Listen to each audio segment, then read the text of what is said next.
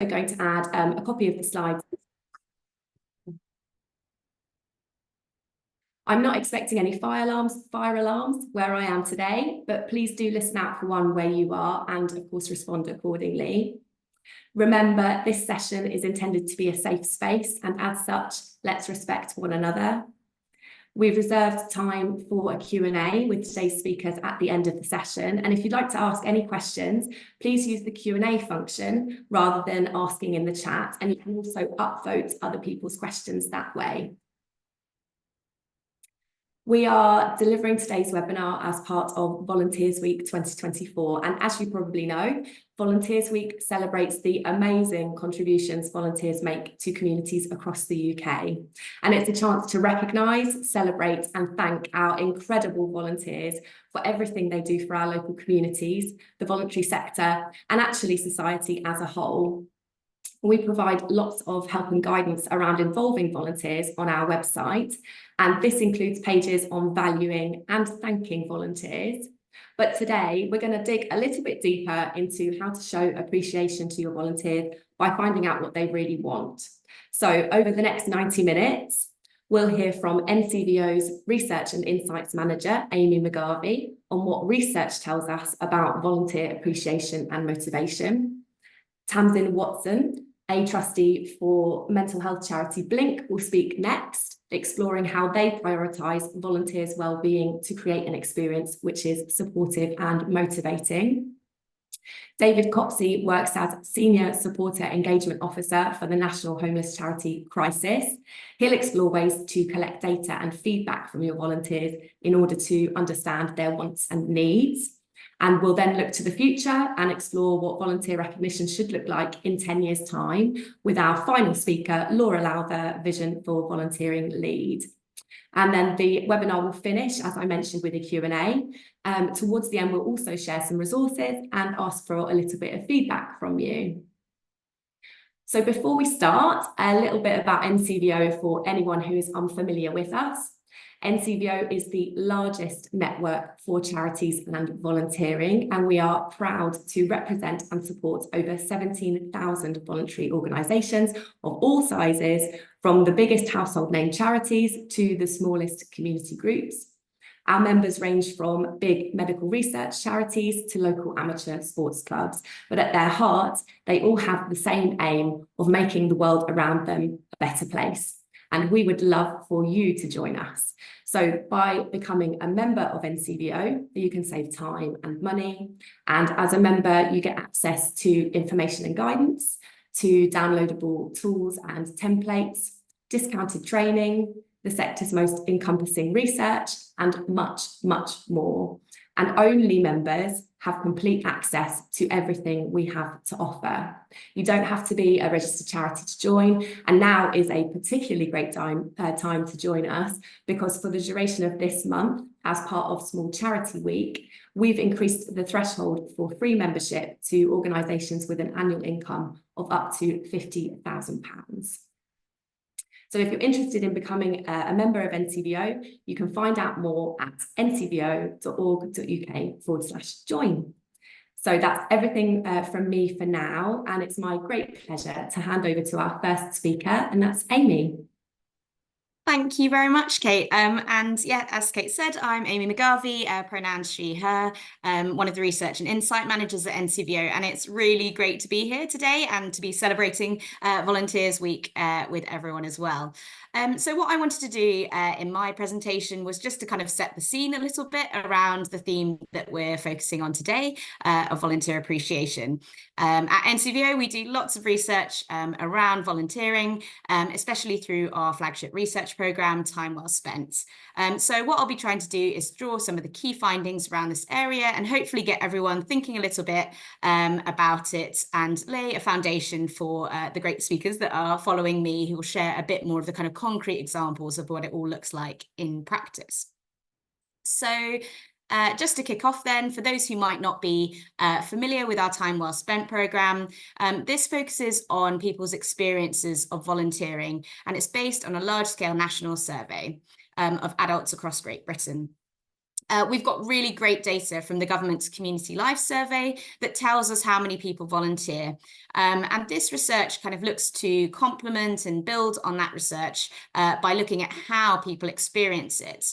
Our original research was in 2019, and then we reran the survey in 2022, given how much had changed in the years that were in between, especially in light of the pandemic. And we've also been doing lots of focused thematic reports, most recently on volunteering among the global majority, and we're about to also publish one on volunteering and deprivation. So what do we know about volunteering and in this theme of appreciation, the role that it plays and its value?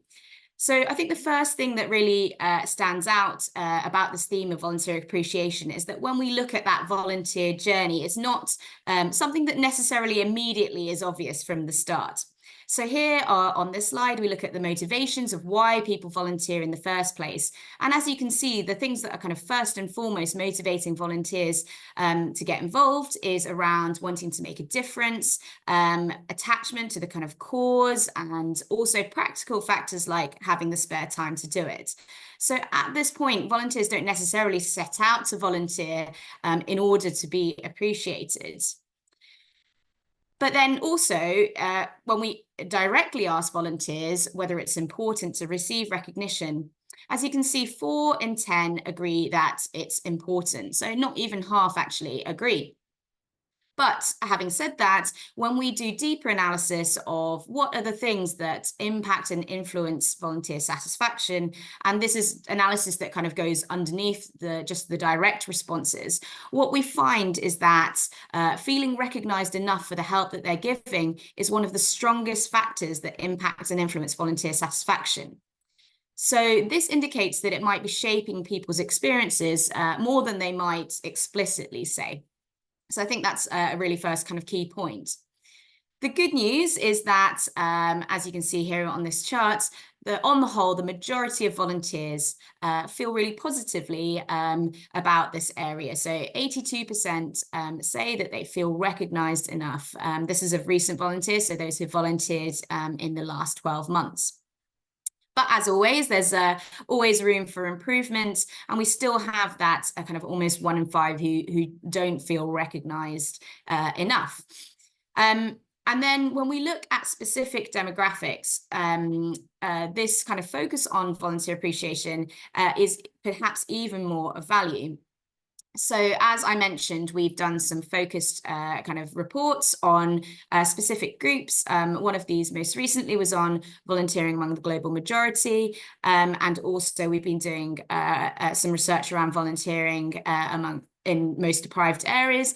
And what this shows for the global majority, taking that first, is that while volunteers, the global majority of volunteers are more likely to agree that it's important to be recognised for their volunteering compared with volunteers overall, so that's 51% versus 40%, they're less likely to agree that they feel recognised enough. So that's 73% versus 82%.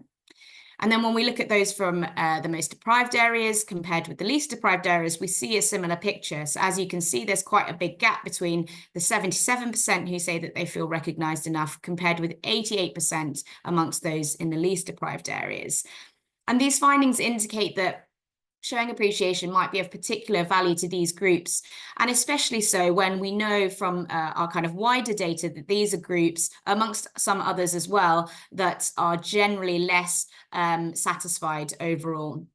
And so when we're thinking about how to make volunteering as inclusive as possible, these groups in particular, it's really showing that the value of appreciation, particularly in this context.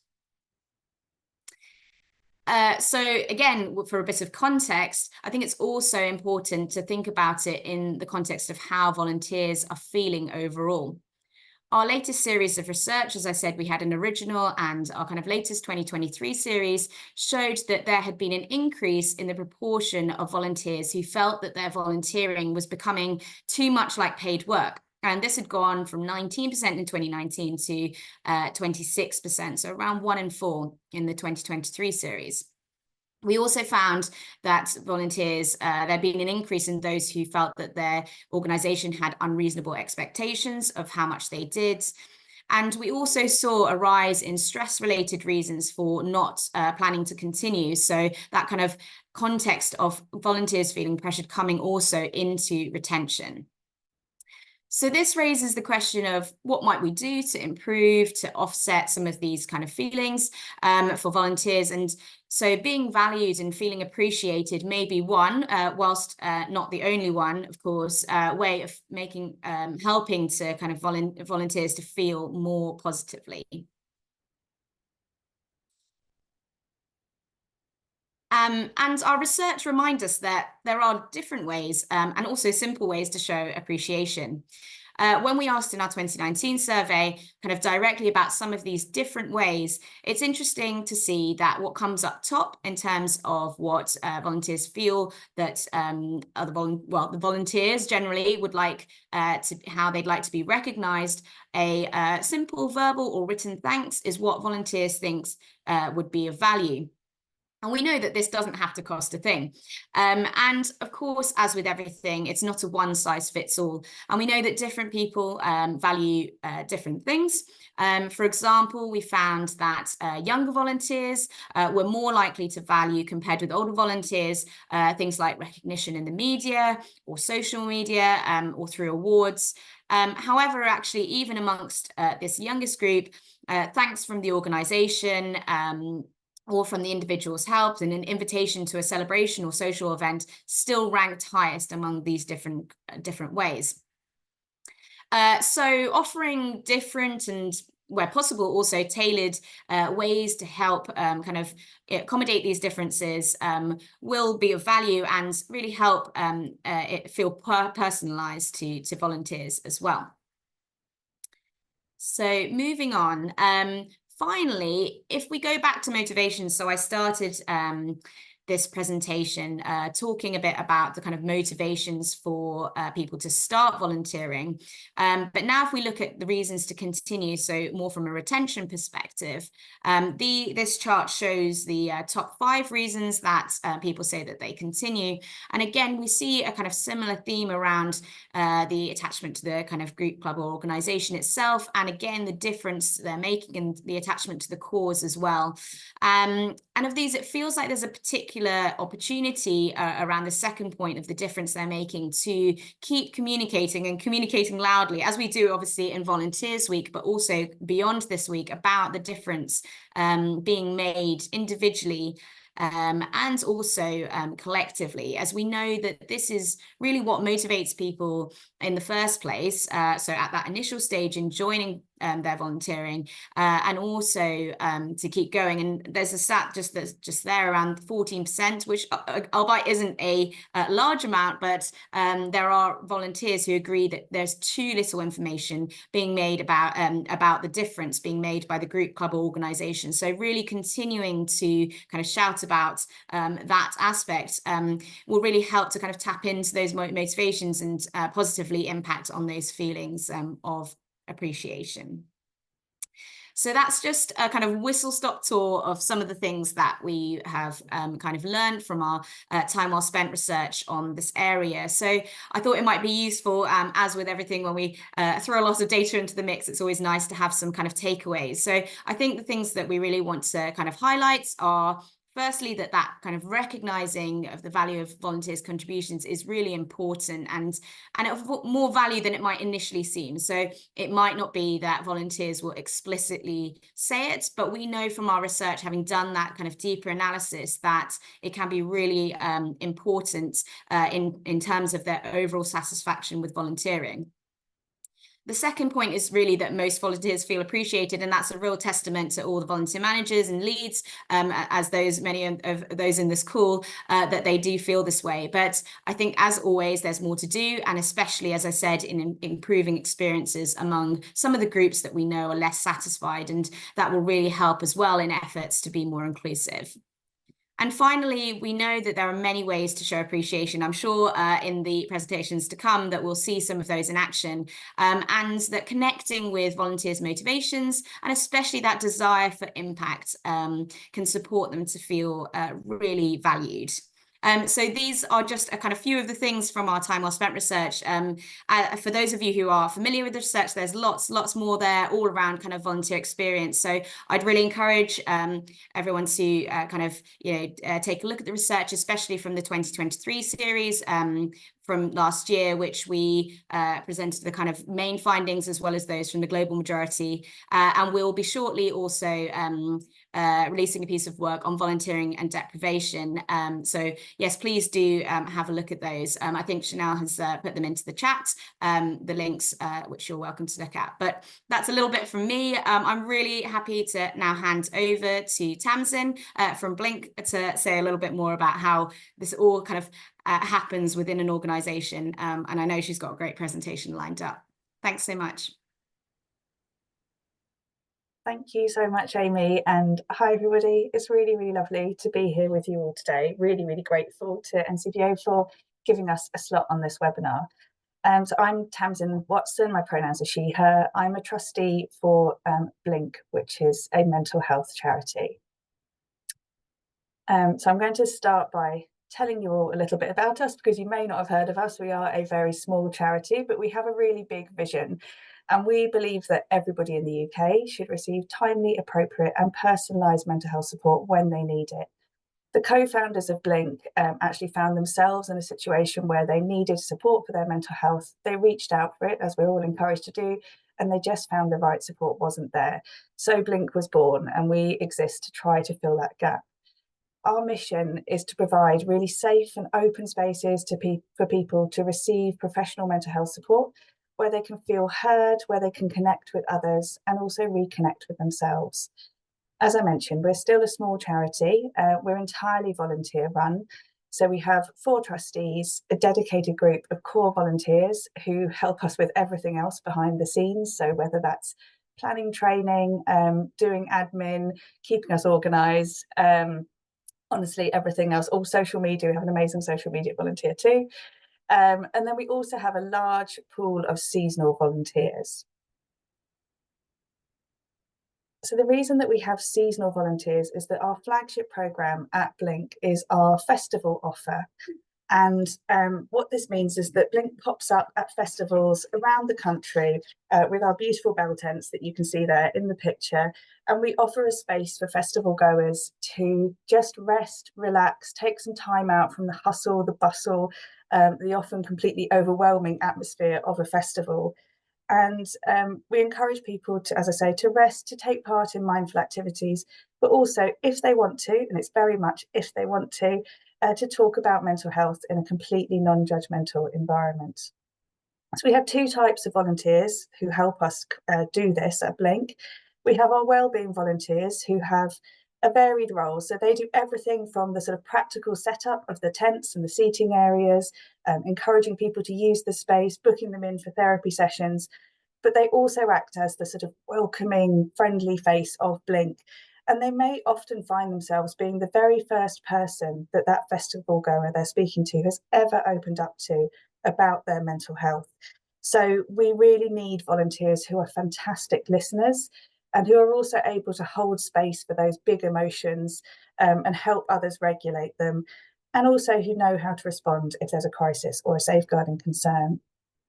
Our other group of volunteers are therapists. These are all professional, accredited, experienced therapists who join us to offer single session therapy throughout the daytimes in the festivals.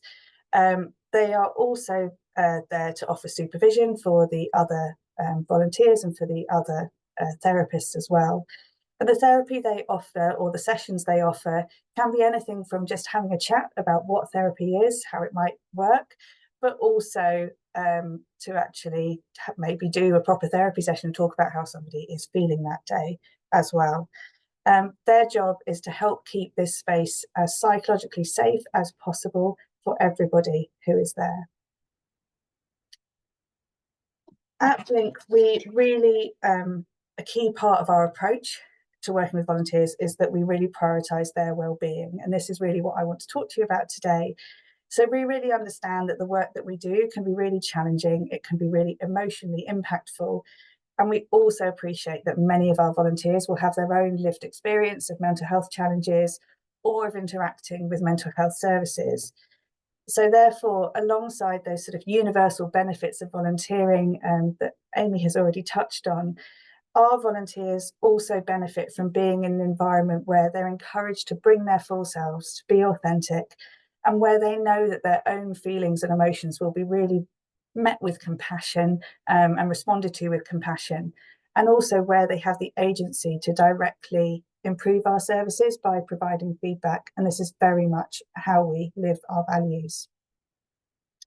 So for us and our volunteers, it all starts with the recruitment process right at the very beginning when they're starting to find out who Blink is. We really want them to know that they're being cared for and looked after as well. So our recruitment process is based on safer recruitment principles. We think it's really important that our volunteers know that we care about working with safe people, and that we do, and we need to, probe values and motivations as well to see that they are the right people to work with us. Successful applicants are then invited to a recruitment session, which is held online, and it's a group session, but each of them will have a one-to-one conversation and also a group task. And these are all scored by a panel, which includes trustees and also core volunteers as well. Before they even get to that session, though, applicants are encouraged to share with us any access or support needs that they have. And we also make sure that we share all of our interview questions at least a week before the recruitment session, so that they know what they're coming into. They're able to have a good experience and really show us who they are. This year, we had amazing applicants from as far as the United States and Costa Rica who joined our recruitment sessions. So we had to work really hard to make sure those sessions felt accessible for everybody. And we particularly considered our neurodivergent applicants, as also others who had other support needs, such as being hard of hearing or who had chronic illnesses as well. And we were able to put mitigations in place to make sure that they could not only just access, but actually really get a lot out of those recruitment sessions and really enjoy them. We also know how important it is that volunteers really understand what they're letting themselves in for. So we make sure that our role descriptions are really, really clear. We give them a further introduction to Blink and our work at the interview stage. And although I've kept on saying the word interview, it is very much in inverted commas. Our style is as gentle as possible. We frame it as a getting to know each other session, and really it should feel like a conversation, not an interrogation. We also are really careful about what we choose to do for the group task. We obviously want them to show us in that task how they communicate with each other, what great listeners they are, but rather than give them a case scenario or a dreaded role play, which we worry might feel a bit heavy or could even be triggering, we actually this year asked our groups to work together to work out the answer to a riddle that we gave them. And this provoked really creative conversations and loads of laughter. And that's something that we're really proud of to have achieved in a recruitment session. Doing things this way, this sort of recruitment process, might require a bit of extra thought and care, but that doesn't mean that we have to sacrifice scale or that we accept long timelines. We're a little charity, but we can do big things. Our team of core volunteers, as well as the trustees, all pitch in to plan the sessions, design the slide deck, develop interview questions, facilitate conversations and group tasks, and score the applicants. And that's all around all of us also having very busy lives and day jobs. This spring, we managed over 100 applications, ran recruitment sessions for 75 individuals, and trained 60 new volunteers, all within a few weeks. Every applicant who attended interview but was ultimately not accepted for training was offered a one-to-one feedback phone call. And the benefits of this approach are so clear for volunteers. The feedback that we've got from our volunteers about the recruitment process specifically is that it's left them feeling excited and inspired. They say the process felt friendly and inclusive and often fun. And they also say that's not what they expected. From the other side, as a trustee, I found the experience of recruiting new volunteers in this way really energising and enjoyable. I thoroughly enjoyed those sessions myself. As with all charities, as with all of you who are here, we want our volunteers to stay engaged. And as our festival volunteer programme and those roles are seasonal, this could be particularly difficult. But actually, we found at Blink that our volunteers do come back to us year after year. And the main reason they give is that they enjoy the experience and they feel supported and they feel cared for. They see that we live our values and our mission and they want to be part of that. And the way that we create this environment for them is by always considering our volunteers' well-being. So we take care to offer them supervision and debriefing opportunities during festivals, and actually, loads of them do take us up on that. It's very important. When we are writing our policies and procedures, everything we do is done with care and kindness in mind. We also take care not to expect too much from our volunteers. We keep our festival shifts really short compared to lots of other charities so that volunteers don't become burnt out and they can focus on the fun of the festival. It's important to us that they're there and they enjoy themselves. We also have really open conversations about our capacity as volunteers and understand that that fluctuates. And as a trustee, I'm really happy to model holding those boundaries to keep myself well and happy, and even stepping back from my role for a short time to allow myself to prioritise other parts of my life when I need to. I know that I am cared for. I know that Blink, my well-being matters to Blink. And because of that, Blink holds a really special place in my life. And I know that I'm not our only volunteer to feel this way. Thank you very much for listening. I hope that has sparked some conversations and thoughts about how you look after the well-being of your own volunteers. I'm now going to pass on to David from Crisis. Thanks, Tamsin. Hi, everyone. My name is David Copsey. My pronouns are he, him, and I am the Senior Supporter Engagement Officer at Crisis UK. My role is to help all teams at Crisis deliver the best possible experience to a supporter. Here we're talking about volunteers. Our work is rooted in motivations and goals, or what we call like the why of volunteer supports us. And today I'm going to be talking you through how we gathered some insights to find out about why volunteers support Crisis in what was probably like my favorite ever project at Crisis, but just don't tell anybody else I said that. Just a little bit of context, volunteering is like a hugely important part of Crisis. It's a proud part of our history and a proud part of our future as well. Though when we're talking about volunteering at Crisis, we naturally segment by behaviours, also like the what, the when, the where, whether a volunteer supports us year round or at Christmas. Year round, there are hundreds of volunteers helping in our skylights, which is where we deliver our services, HQs, warehouse, shops, and in the community. Whereas 12,000 volunteers used to deliver Crisis at Christmas over a couple of week periods. COVID changed our service provision during that time, and it's ended up being an awful lot more effective at ending homelessness.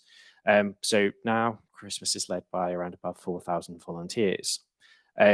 Given these changes, because of COVID, because of the experience has changed, we really wanted to check in whether this new experience was delivering against expectations, delivering against motivations and goals, the whole of the experience. So from marketing, from recruitment, applying, the actual experience of doing volunteering, through to thanking and beyond, including whether we should continue to have a big celebratory event for volunteers after Christmas that thousands of people used to go to and is legendary in some circles. We used a tool for this project that I'm a big fan of. It's called a value proposition canvas. It links the audience, which is what I'm really like concerned about, which I'm like really thinking about with the proposition, aka the experience, what you're working of every single day. It's simple, it's visual, and it's cost effective. Apart from my time, which is clearly very valuable, we spent no money on this research project. The theory behind it is really fascinating. It comes from like a place of sociology, psychology, behavioral science, which is that whenever we all make decisions, part of that decision is determined by whether or not we see our goals and motivations being activated, or whether we see value in what we're going to do in our goals. Like, are we going to help achieve our goals through this? We make that decision consciously, subconsciously, lots of different ways. So Strategizer are a consultancy who have come up with this canvas, and they've really popularized it. They do have a comprehensive guide that's online, and I'm just going to talk you through my abridged 3 simple steps to the work that we actually undertook. So you can see on the right-hand side, there's a couple of versions of this canvas. An empty one that Strategizer provide, and one that was populated through our very first workshop, our first mapping workshop. The circle on the right-hand side represents your audience. Here we're talking about volunteers. And the idea is that you simply work through each section, putting down on paper what you know or what you think you know about volunteers' motivations, their gains, so like their nice secondary goals, they're nice to haves but not really important, and their pains, things that they want to really avoid. The square on the left is the proposition in all of its parts. So when we talk about proposition here, we're also talking about the experience, like everything that could that a volunteer will interact with as a part of being a volunteer. And so what's really great about this is it links back to the goals and the gains and the pains. So for example, one of the pains that came up an awful lot in our research was that a lot of volunteers were really sort of nervous about doing the wrong thing or saying the wrong thing whenever they were having maybe a challenging conversation with someone who's experiencing homelessness. And so we provide training for that. And so that training links directly to that pain. And there are also other things as well, where we always have like a member of staff around to make sure the fact that if you are having a challenging conversation, there is somebody who you can refer to and have that. So all features of what we mean by pain relieving, making sure that that pain doesn't become a reality. We completed this piece of mapping in around about 2 hours with a tea break. And what we found is that it was really helpful to sort of gather what you know beforehand, like reread through survey results, like if you've got applications, analysis of applications, but importantly, and most importantly, invite as many colleagues that work on a daily basis with volunteers, such as yourselves, as possible. You know so much more about volunteers than we could possibly get down onto a spreadsheet. So think through your daily interactions, have so much insight. We mapped everything. Literally everything. So even if it's like a volunteer, you've heard one volunteer say, this is my motivation, but you've heard 100 people say something different, still put it down, still get it on paper. Once you've gone through everything through the 2 hours, ask yourselves, what do you think the priorities are? What were the things that were most important? What are the most important pains, most important gains? And I'd say sort of be prepared to have some assumptions really questioned. This was a huge outcome of our very first mapping workshop, which was that colleagues that have been working together for years and years, often in very different locations, had interpreted somebody saying that this is my goal in a completely different way. So we completely questioned our assumptions about what was actually happening. And it was such a useful conversation to be able to come together and actually talk about goals in one place, in one forum. So once you've gone through the mapping stage, you've got something out there, you've got something on paper, now it's time to have conversations, times to find out with what you've actually put down on the map rings true with volunteers themselves. Just to sort of echo what Amazon was saying about interviews, we found that the reason why these really worked is the fact that we framed them as conversations, friendly, informal conversations, so much so that we sort of said, can we have a conversation about whether or not we're meeting your expectations? They were so much more friendly, so easy to go through. What also worked, and the mistake that we made is, because I don't work with volunteers on a regular basis, we sent out a mass invite via email, and we hardly got any response. But then we worked with our volunteer coordinators to send much more personalized invites, and we got a lot of great responses. So send the invite to the conversation from people that they know. Big mistake from us. In terms of best practice, when you're having a conversation like this, informed consent is really, really important. So be clear on what will happen in the conversation, how the information will be used, or not used. So we don't want to be using this to change your marketing preferences or your actual experience. Be clear on how the conversations will happen. Is it going to be in person? Is it going to be online? And give people the option as well. I made my early evenings available just in case anybody wanted to come along. So I had a couple of 6 and 7 o'clocks because it's more convenient for the volunteer. And also just be clear on who will be there. And I'd also recommend on having like sort of more than one person there from, I did a couple on my own, but there's also a couple where I had another person from Crisis. If you sort of Google like informed consent and charity, there's lots of really great guides out there. I used the Bernardo's one, which is like one of the best practices around. Once you actually get to the conversation, a discussion guide is really, really helpful. A Word document with space to make notes. And I'd really fully recommend using the funnel technique, which is probably why you were wondering why there's a great big funnel on the side of the slide.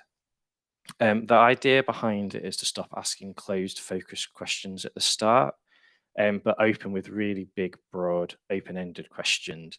And as the person responds, you follow up questions. So start broad and come down. What will happen is if you start broad and open questions, you'll get more context, and you also get an awful lot more like insight that you probably weren't expecting, but actually could be really, really important. So for example, don't ask, what are your goals or what are your motivations? Ask, can you tell us about when you decide to become a volunteer? They'll give you the context, they'll give you the background, and then you ask follow-up questions. And you will still get to the goals, you will still get to the motivations, but you've done it in a way that you found out so much more. You will need to take notes. You can obviously record this as well, but you'll have to get like additional consent. And I just decided to go with notes. I prefer my own handwriting. What I would also recommend is sort of when you're making notes, try and quote the individual as much as possible, because there is a tendency to sort of for you to sort of be like, oh, I think this is what this person meant, and to change the words, and that changes the meaning. So keep your notes in the words of the volunteer, and try not to lead someone to an answer. If somebody's thinking about something, don't sort of say, oh, did you mean this, because you've already discussed it through the mapping project. Once the conversation is over, we had around about 15 of these. You're going to want to be able to refer back to them quite quickly and quite a few times over a period of a few weeks. So tidy up your notes as much as possible. And I just recommend like writing a couple of key sentences of like key takeaways of like, oh, this is what this person said. This is their background. This is like the context of what we've had. So once we've had the conversations, we went back to the mapping again. We came back to the canvas first time, and we restarted just to capture everything that we picked up through these conversations. We used the same sections, we did everything the same, just started from scratch. We even actually color coded by person. It meant some really interesting color coding post-it notes. But what will happen is that by clustering, you'll quickly notice that there are going to be common goals, common motivations, language, themes.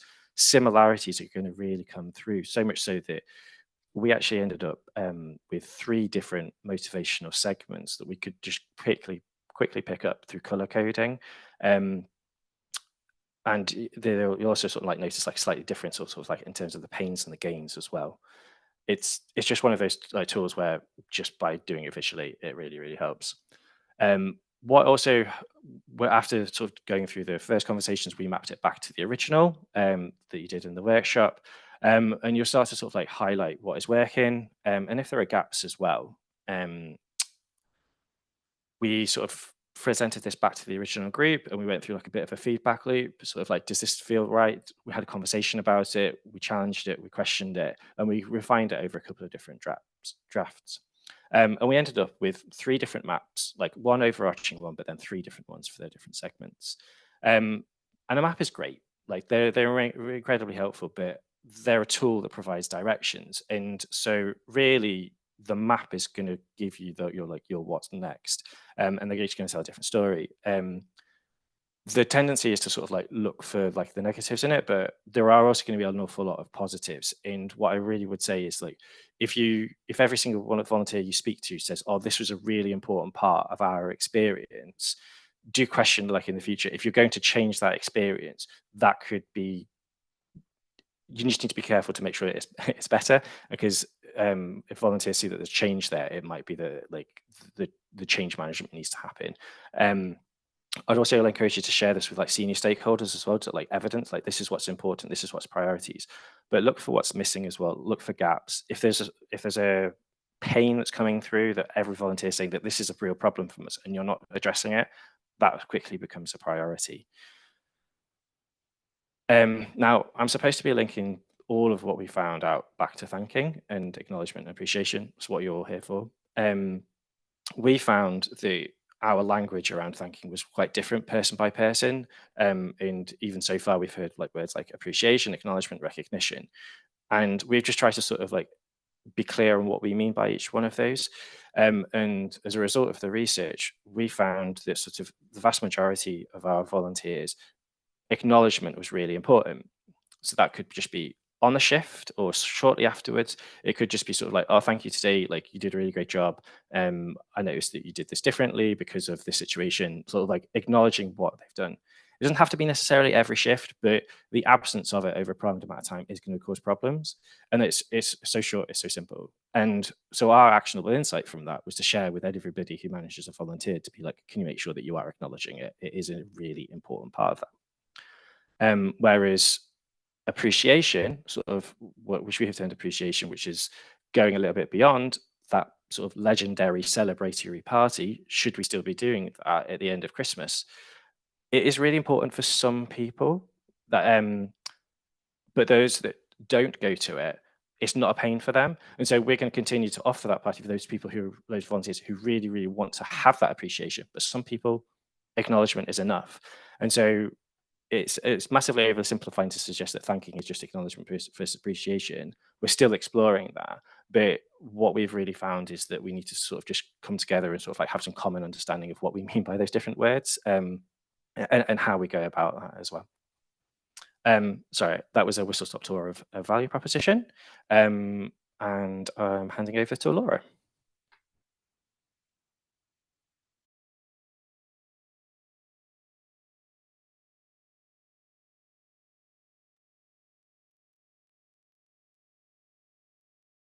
Hi everyone. Huge thanks to Amy, to Tamsin and David for their presentations. So much to think about and reflect on and hopefully take forward after today.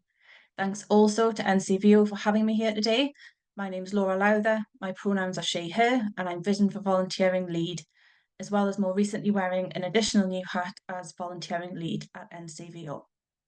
I'm going to chat to you a bit about awareness and appreciation, which is one of the 5 central themes for Vision for Volunteering, which represent the 5 big changes that we want to see in the future. So for anyone brand new to Vision for Volunteering, we are a partnership working across national infrastructure in England, coming together to design and create a better future for volunteering. As a team, we are hosted by NCVO, but the partnership is made up of many organisations. So as well as NCVO, we have Association of Volunteer Managers, AVM, there's a lot of acronyms coming, DCMS, so Department for Culture, Media and Sport, Muslim Charities Forum, National Association for Voluntary and Community Action, so that's NAVCA, Sport England and Volunteering Matters. As mentioned earlier, the vision centres around 5 key themes which represent the main 5 areas of change we want to see emerge and thrive. The themes may mean different things to different people, places and projects, but if we all keep these themes in mind when we develop volunteering projects or strategies, that's a really powerful pull in the right direction. The first theme is awareness and appreciation, which we'll focus on today and I'll come back to shortly. The second theme is power, always a hot topic, which acknowledges that people and therefore volunteers are already powerful, but perhaps the structures and systems around volunteers and volunteering need some work. So what's possible to shift or balance power more effectively? Next, we have equity and inclusion, which as a theme should hopefully speak for itself. And of course, we've had some amazing insights on this theme already this morning. So thinking about what barriers are at play here and how can we remove them? As well as considering protected characteristics, what other ways can we be inclusive? What about financial barriers or barriers for carers, for example? The list goes on. How do we ensure a sense of belonging for everyone involved? We then have collaboration, a future where people do things together because they want to. Collaboration can be hard, but the only way to push for systemic change is by doing this together. How can we make space for more effective collaboration? The last theme, which is my favourite, is experimentation. We know that there's so much appetite within the sector and in other volunteering spaces to experiment more, but perhaps don't know where to start or whether or not there is adequate psychological safety present to support this? How might funders support this? How do we create the conditions to try new things and embrace learning rather than fearing or perceiving failure? So there we have the 5 themes, but our focus today is on awareness and appreciation. So when we think about awareness and appreciation, we think about a future where a culture of volunteering is a part of everyone's life and volunteering roles are given the recognition they deserve. A little bit like today's sessions, it's easy to think that appreciation and valuing volunteers is simply about saying thank you. And while this is so important and should never be forgotten, it's about other things too. So it's about understanding the motivations and preferences of volunteers and responding to them, shaping their experience accordingly in the best possible way so they feel valued before they even start. So on the next slide, we're going to break this down just a little bit further. Here are some of the changes that we want to see brought to life by 2032, but hopefully a lot sooner. So volunteering is something we all do across the different stages of our lives. Organisations understand how and when volunteers want to engage. Volunteer voices are embedded into leadership and design. Volunteering is appreciated by everyone as helping to enrich lives and communities. The appreciation and celebration of volunteering is supported by common metrics. As you can see from these statements relating to our first theme, it really puts volunteers in the driving seat. You can also start to see how the themes are not standalone, the themes intertwine. As well as these practical statements, we also have a focus on what this should feel like for volunteers. So here are some examples of what we think we might hear from volunteers if awareness and appreciation is embedded well as a theme. See what you think. So we have, over my lifetime, I've been involved in all kinds of volunteering, which has suited me. I love being able to easily move between organisations, an interesting one, supporting causes I care about. When I hear people talk about how volunteers contribute to communities, I know my efforts are appreciated. As the months and years move forward, we can use these statements to track progress in these areas. Over the last year, the vision for volunteering is focused on engagement, sharing the 5 themes of the vision and exploring what they mean to people, places, projects and organisations. So I wanted to share a little bit about what we've heard and learned on awareness and appreciation. So first of all, we now know, if we didn't already, that terminology matters. Not everyone uses the word volunteer to describe their work. How can you make informal, one-off or for fun volunteering feel just as appreciated as more formal or regular arrangements? We have a little snippet of a story here too. I never once thought of myself as a volunteer or the people that we were working alongside as volunteers. It was just something that we were all really passionate about. And the only way we could make the games and the events happen was to give our time. But I never really thought of myself as a volunteer. Part of the vision for volunteering's ethos is to take a really expansive and inclusive interpretation of the word volunteering. So when we talk about volunteering, we're referring to everything that might fall under that umbrella.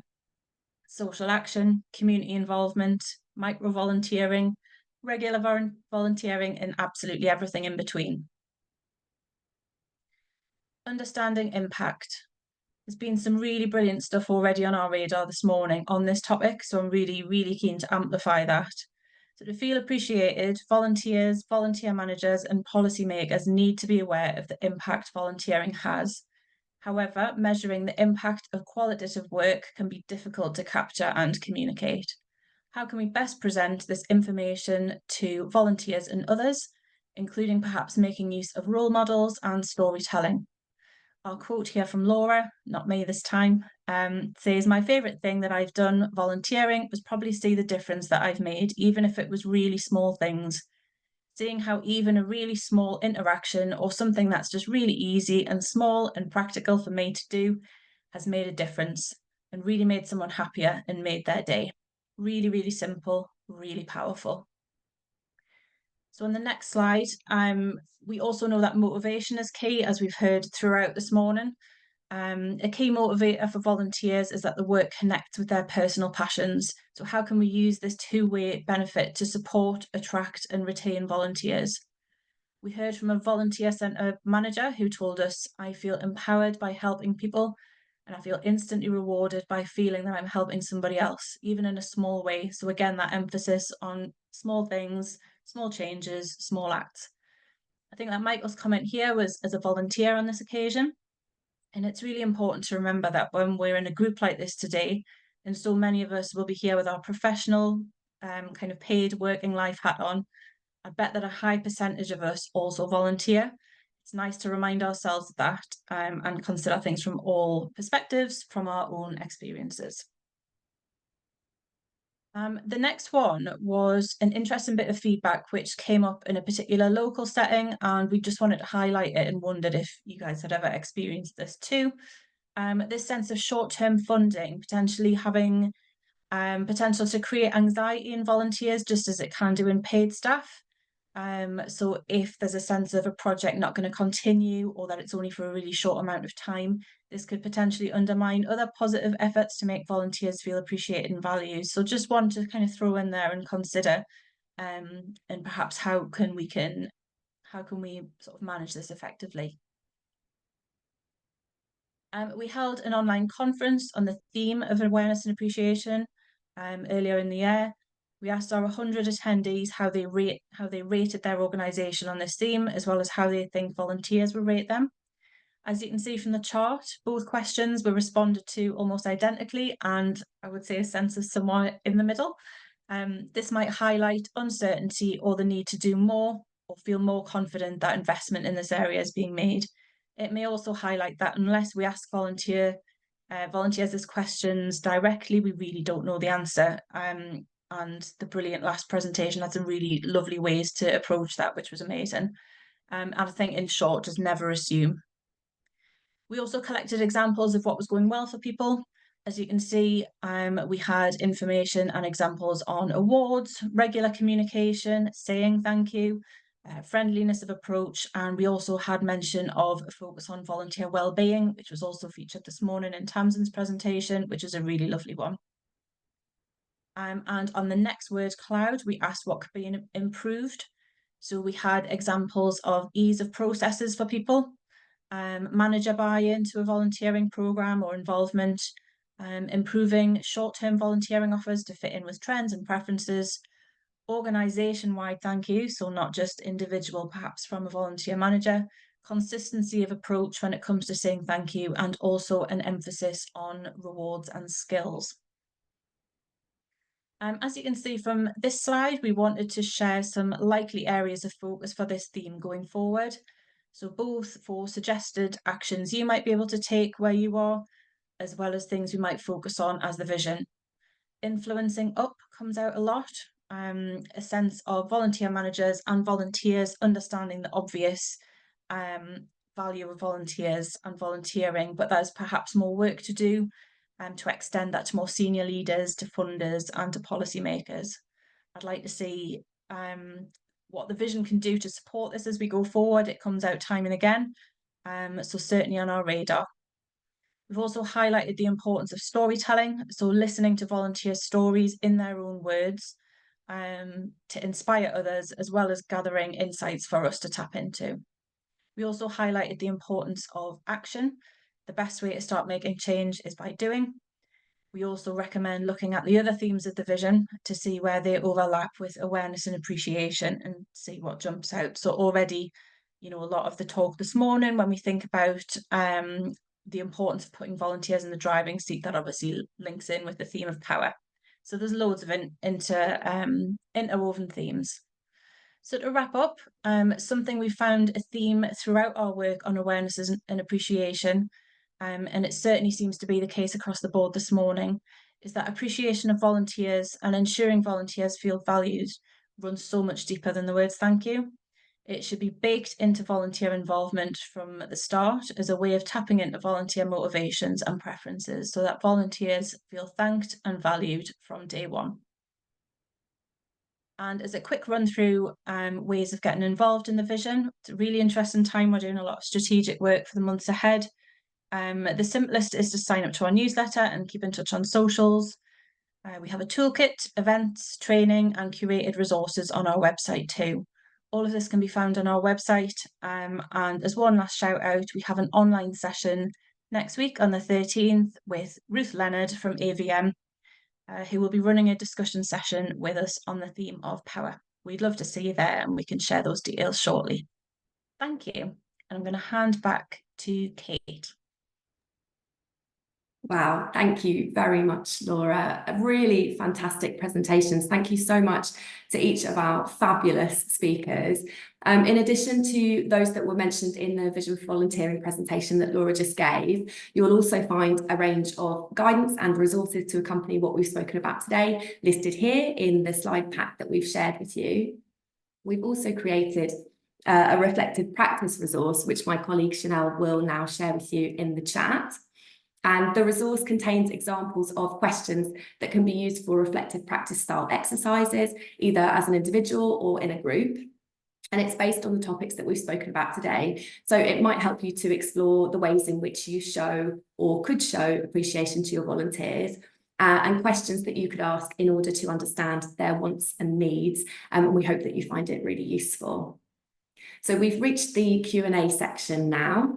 Lots of brilliant questions have come in, and we've answered some of them in the Q&A box already. We'll also aim to answer any other questions that we don't get to today in the follow-up email that we send out. So hopefully whatever happens, we should be able to supply an answer to your questions somehow. So a couple of questions about engaging international volunteers. I've shared some of our guidance on this in the chat, but Tamsin, perhaps are you okay to talk a little bit more about how you work with volunteers from overseas? Yes, I feel like I've slightly misrepresented it actually, so I'm not going to be the best person to answer this, but what happened for us was that we had people joining our recruitment sessions who were currently in different countries because they were travelling, but actually they were UK residents, so they were coming back to us in the summer and wanted to work for the festival season. I think it's a really fascinating question. I would also like to know the answer to it. You know, how do we engage people from around the world in what we're doing here? It would be amazing. So I'd be really keen if anybody else has any other insights into it. Was there anybody else that wanted to speak on that in the panel? No worries if not. As I said, we've shared some guidance on volunteers from overseas in the chat as well, and we can include that in the follow-up email. Thank you, Tamsin. Sticking with you, Tamsin, you mentioned making recruitment sessions accessible to everyone. I wondered if you could give some examples of some of the ways that you've done this or how you've approached it. Yeah, I'm very happy to. So as I said, we always ask people what their support needs or accessibility needs are. It's much easier than just sort of making it up ourselves. So we've had people ask specifically for more written information so that they can digest that and process it before the session. Also just making sure that we are, for instance, using things like closed captioning, maybe if they needed that for the session, or also giving more time as well, particularly for those one-to-one interview chats that we were having, so we were able to extend the time period for certain interviewees who needed that extra time just between the questions, or to sort of spread the questions out a little bit as well. So those are the sorts of things that we're able to put in place. In a sort of more practical sense, when it comes to the actual festival sessions, again, we ask people what they need, and if they need to have more breaks, more time to sit down, if they need to maybe to vary the length of their sessions with us as well, that's something that we'll just work on an individual basis with each volunteer, and make sure that we can find a way that they can enjoy what they're doing and engage with us too. Really lovely examples, thank you. Question for David. Did you do the mapping with your volunteers themselves or with staff? And was this done over Zoom or in person? So the first mapping stage was just volunteer coordinators, so colleagues who work regularly with them. We did discuss whether or not it would be useful to bring in volunteers into the session, and I don't see it as being a problem. We just felt that it would be useful as a starting point. It was to come together as volunteer coordinators. I guess that would probably be the best way to do, really bring in lived experience of volunteering into your work. And we did do the first workshop on Zoom. So there are lots of whiteboard tech out there. So I think we used Miro, but there's Miro and lots of other out there that are free or quite inexpensive. And it it also does work really well because you actually have like a saved version of it as well, because there is something about doing it in person, using like a whiteboard or using like sticky notes, because then you have to take photographs of everything afterwards, and yeah, you have to sort of start like using like incredible levels of zoom to follow up. So they can be really useful to get people in the room and to get the juices flowing, so to speak, but also very useful because we've got volunteer coordinators based up in Edinburgh and Wales and all over the country. It's just like a really easy way to bring people together. And Zoom can be great, yeah, to involve people regionally, as you said. So yeah, the engagement can be good. Okay, fantastic. David, sticking with you, you also mentioned personalising the contact that an organisation has with volunteers in order to engage them with giving feedback or thank them for giving feedback afterwards. A question came in from Helen. Do you or any of the other speakers have any tips on how to do this, or how to personalise the communication that you have? We use a mass email provider that allows us to do personalization. I mean, from my work elsewhere, personalization is one of the key drivers of great engagement, whether you're asking for someone to take part in a survey, you're thanking somebody, or inviting them to do something. I can't quite think out how to do it like through Outlook, but whenever we're sending a mass email, we send it through something we use called Adestra.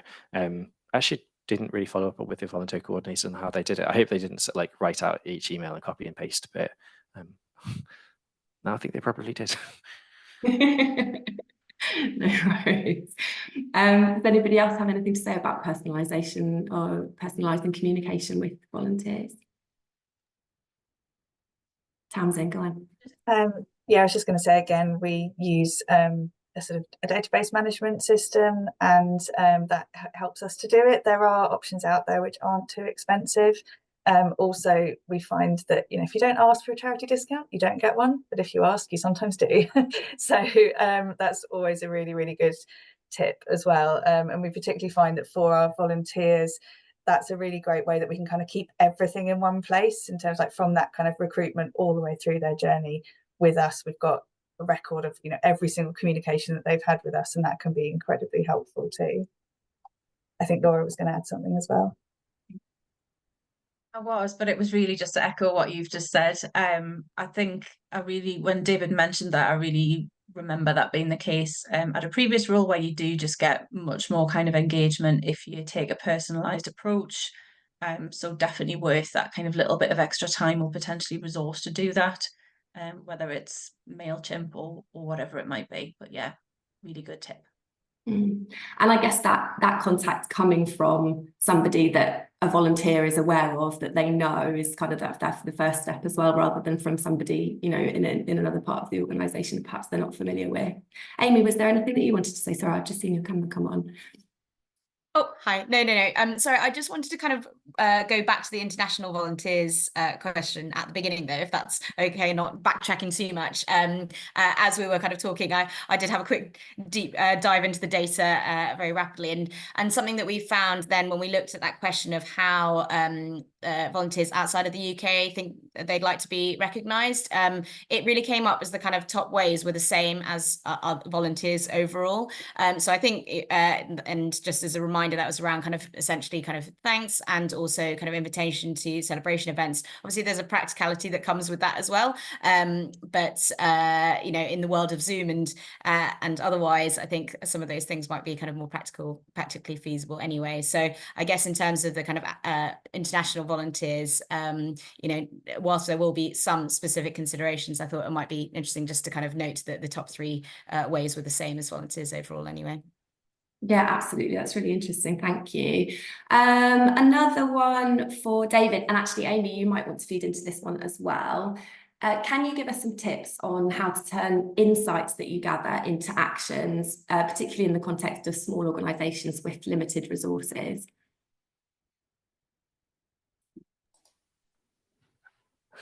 That's like a really simple but like quite complex question. It really depends upon the insight, and I would sort of like recommend sort of like having like a thought about like what have we found, like if that's a problem, if this is a priority, like how do we resolve that, and to sort of to really unpack it, like linking it back to what the volunteer experience will be, and to sort of yeah, just to consider like the different options of there might not just be like one clear like solution to a problem or a piece of insight that you found, but to consider like what's possible, what's within the means, what's within resource and capacity, and but ultimately, given that I'm sort of always supposed to be thinking about the supporter, like, is this actually going to resolve it? Is that just like that link between the experience and the volunteer? Sorry, that's like a really nothing answer, but it's like it's quite a difficult one, and it just requires a bit of thought and like back and forth. I don't think it's going to like be a sudden like light bulb moment. Like it'll probably be more like a dimmer switch of like different options of like of getting there and finding out what works. And there's nothing like wrong with like testing and learning, and just being like, actually, if we know it's a problem, that's like the most important thing, or it's a solution if we've got a good thing in place. I love that. Thank you, Amy. Yeah, thanks. Yeah, I mean, turning insight into action, that's definitely what we're all about in terms of our kind of time well spent research. And I think, there is something about kind of distilling learnings and really thinking about kind of, what are the kind of different learnings, but also kind of who might be, who do we need to involve to make that happen? There are lots of kind of different people that might be involved in that, whether it's the senior leadership team through to kind of volunteers themselves. So I think, and we know what might be the kind of challenges and barriers. So almost doing a bit of a kind of analysis of that and kind of seeing how a solution might be sought. I think kind of going back as well to the ways that we're engaging people in kind of understanding, the actual kind of research, I suppose, itself. There are different ways to understand that. It's not just surveys, talking to people. I think David talks about lots of the different ways that he's used. And also where you are engaging people, not just doing it kind of for the sake of it, that you really are kind of, making the most of that information so that it's, not just kind of research for the sake of research or asking people for the sake of asking, as it might be. And lastly, I think it's about kind of bringing people along with you, that kind of co-design sort of ethos of, really playing back to them what you've learned, but also then involving them in developing the solutions and the actions, because then I think people feel more bought into it as well, whilst kind of understanding and giving people the opportunity to really kind of share experiences between themselves and come up with those things together. So yeah, that's just a few thoughts from my side. No, that's great. Thank you. I think a lot of what both of you have mentioned actually about experimenting, testing and learning and collaborating, those feed into the vision for volunteering things as well, Laura, don't they? So yeah, good big thumbs up from Laura there as well. Thank you. So yeah, turning to you, Laura, you spoke about sharing impact. Can you share some ideas for how small organisations can communicate the impact that their volunteers have? Yeah, there's some really simple things in terms of just when you're talking to people and just finding any kind of easy opportunity, whether it's one-on-one or with a group or whatever it might be. So kind of weaving that sense of impact into existing communications, whatever that might be.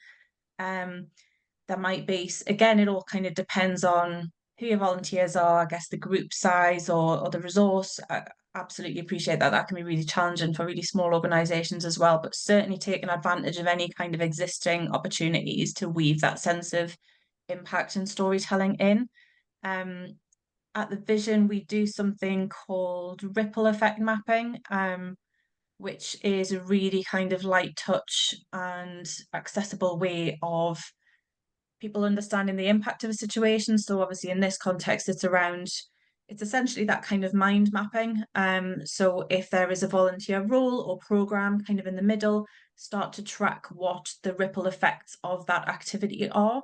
Obviously this is a very simplified explanation of it. It's a little bit more complex, but it is light touch and easy. If there's an opportunity to get people around the table to do that together, so that individual volunteers can be kind of part of mapping that impact rather than just being told by somebody, this is the impact you're having. I think that can be really powerful as well. We have kind of resources and occasional training on that as well on our website. So that's ripple effect mapping, which is something to have a little look into and get volunteers involved in if there's the potential for that. Wow, thank you. Tamsin, was there anything that you wanted to add in terms of sharing impact, the impact that volunteers have? I think for us, we're really lucky because our volunteers genuinely see it in the moment. They see the impact that they're having for, you know, when they're having a chat with somebody at a festival, and they can see they've made a difference to their day. We do also get, you know, really lovely bits of feedback from people who've attended sessions with us or seen us at the festival, and we do our best to share those as well. You know, we like to shout about it, so if we're allowed to, we will share on social media so that everyone can kind of see what we're doing. But we do also try and put some of that into things like our direct mailings as well, so that volunteers or all of our supporters, in fact, can see what's happening, because it's just as important for, say, somebody who's fundraising for us to see that, you know, where their fundraising is going to help as well, for as well as the volunteers. So yeah, we do our best to spread the word. You mentioned social media, actually. I just wonder, is there anything that you would share with organisations who are kind of just approaching their social media and you know, how to kind of go about that, how to make it work well for you? I think it is quite resource heavy. We are really lucky that we have an amazing volunteer social media manager who's great. But before she was working with us, we were just kind of doing bits and pieces as much as we could ourselves. And I think it's really important to just recognise that you can only do what you can do, and that we can't all be experts and everything, and that's okay. But also to take a little bit of time to map what seems to work, you know, what does get the engagement on social media, what is getting you comments or responses, and where things aren't really, that's fine, you know, that's okay, you've learned a lesson, you don't need to do that again. But we've experimented a little bit with things like Facebook ads and paying for that, and sometimes it's worked and sometimes it hasn't, and again, we've learned lessons from it. So I think for us, it's just been a sort of continuous process of discovery, and working out where's the best place, for instance, to talk to potential volunteers, where is the best place we might, like, you know, find potential fundraising supporters, and that can be quite different on different platforms. But it's, yeah, I think it's going to be individual for every single organisation here as to how that's best going to work for them. That's really useful, thank you. Back to Laura. Michelle would like to know whether, when you say volunteering should encompass all types of volunteering, do you include corporate volunteering in that, where employees are paid to volunteer during their work time? Yeah, it's a really good question. And actually, when I was thinking about that little list of all the different types of volunteering they are, that absolutely belongs on that list. And I think that, you know, we can spend a lot of time kind of debating what is and what isn't volunteering, what is kind of what language people want to use. And I think it's hopefully now less about that and just about including it all, as there are many, many different ways in which somebody can volunteer. And obviously through kind of their employment, there can be really good opportunities to connect businesses or other organisations to volunteering organisations who could really benefit from that support. So there's I think there's a real gap there in terms of conversation perhaps, but at the same time there's lots of organisations out there doing some really good work, like the Pro Bono Association, things focusing on skills-based volunteering as well as the kind of typical perhaps team building days, that kind of thing. So again, it's this kind of ecosystem of volunteering, and that's absolutely a part of it for sure. It would be a very long list if I went through all the different types of volunteering or kind of language around it. But yeah, that belongs on there for sure. Go on, Amy. Thank you, Laura. I was just going to add on the corporate volunteering that we found in our 2019 research, that those who did kind of volunteer through employers were less likely to feel recognised compared with those who kind of did it in their own time. And, you know, we've done some research specifically on employer-supported volunteering as a kind of follow-up to our original research as well, that, you know, it can often be a pathway to then volunteering kind of outside of that kind of employer-supported kind of way as well. So, yeah, just thought to kind of flag that, because it shows that, you know, perhaps there, you know, there's some kind of work to do in terms of supporting those kind of volunteers to feel recognised, also with a view to that kind of pathway. It's a really good point, and I think that even thinking about kind of accessibility, and we know that time can be a real barrier for people. So if individuals or groups have the opportunity to kind of get involved in their community in whatever way that might, you know, that might be through kind of their working life, then I think again that's just a really brilliant thing to give more people the opportunity to do that if time's a barrier. Absolutely. Yeah, absolutely. I would agree. Brilliant. Well, thank you very much, Amy, Tamsin, David and Laura. Some really great insights there. Sadly, we're nearing the end of our time together today. But next, we would love to know what you all thought of today's webinar, please. So in just a moment, a quick poll will appear on your screen. Please do share your feedback with us. I'm going to pause for a moment while you respond to the poll.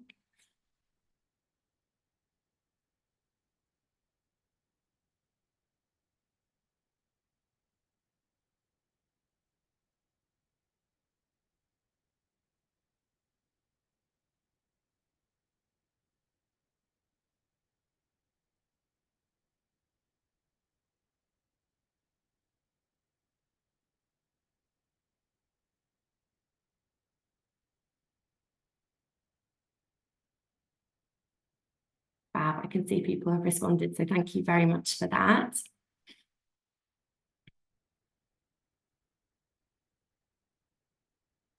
That's great, thank you.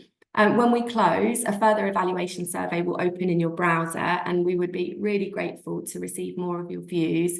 We really do use them to shape and improve the webinars that we deliver going forward, so it's super important to hear what you think.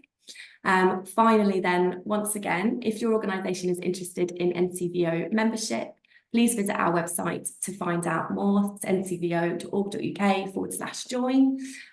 Don't forget to fill in the evaluation form that will pop up when we leave. That's everything that we have time for today. So I think we're actually giving a little bit of time back, 10 minutes. We can all use that 10 minutes for something else. Thanks so much for joining us to talk today about thanking and appreciating volunteers. It has been a really, really great session. I've really enjoyed it. Huge thanks again to our brilliant speakers, Amy, Tamsin, David and Laura. Have a fantastic day, everyone. Enjoy the rest of Volunteers Week. Thanks then. Bye-bye.